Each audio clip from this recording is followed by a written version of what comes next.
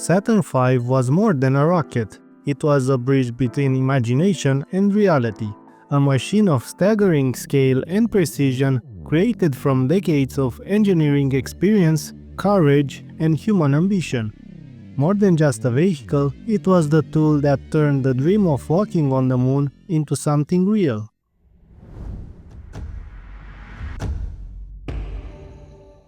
Before aiming for the moon, NASA first had to figure out how to live and work in space. Project Mercury sent the first Americans into orbit. Then came Gemini, where astronauts practiced spacewalks, rendezvous, and docking, skills that were essential for traveling to the moon.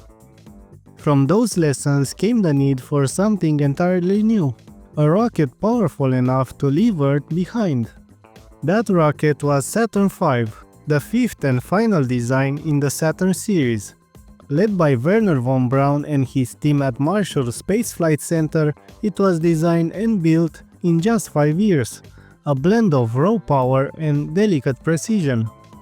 Saturn V was a machine beyond human scale, taller than the Statue of Liberty and heavier than 7 fully loaded Boeing 747s.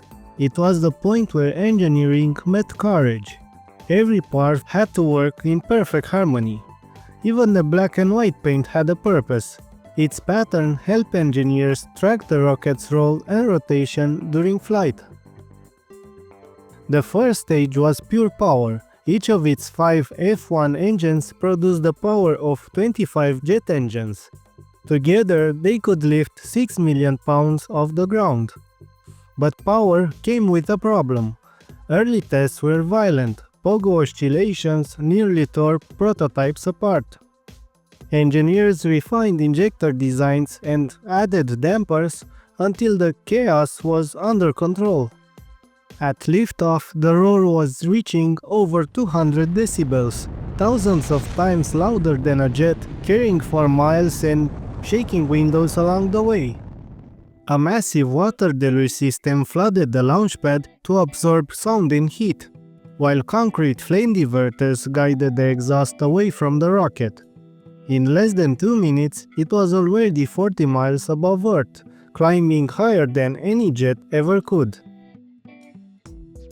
After brute force came elegance. The thunder faded, and the second stage, powered by 5 J2 engines, took over high above the clouds. By the time this stage shut down, Saturn V was over 100 miles high and moving nearly 25 times faster than a jetliner. It burned liquid hydrogen and oxygen, fuels so cold and efficient they had to be handled with extreme care. The third stage was about precision. 9 minutes after liftoff, its single J2 engine placed Apollo into Earth orbit. After 1.5 orbits, it fired again for the translunar injection burn, accelerating the spacecraft to nearly twice its speed, fast enough to escape Earth's gravity and begin the journey to the moon.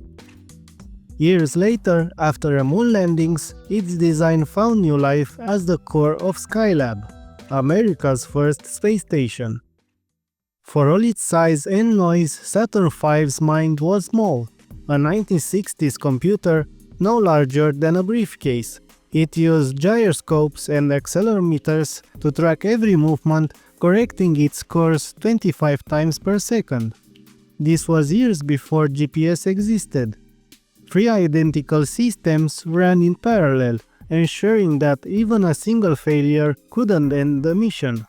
It worked as an early autopilot, a quiet mind guiding a deafening giant.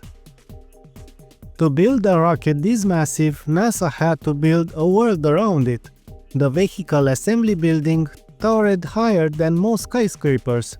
Crawler transporters carried the rocket to the pad at walking speed. Launch complexes 39A and 39B were engineered to handle the fury of the F1 engines, and even today, more than 50 years later, they are still in use, supporting modern rocket launches from NASA and SpaceX.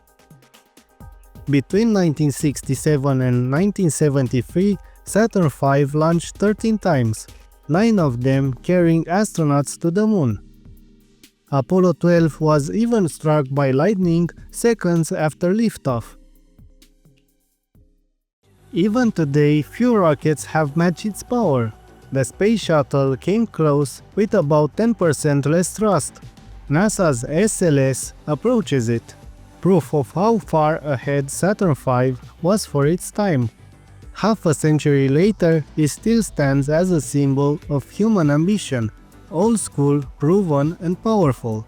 And if you could go to the moon, would you choose the rocket that started it all, or the ones that carry its legacy forward?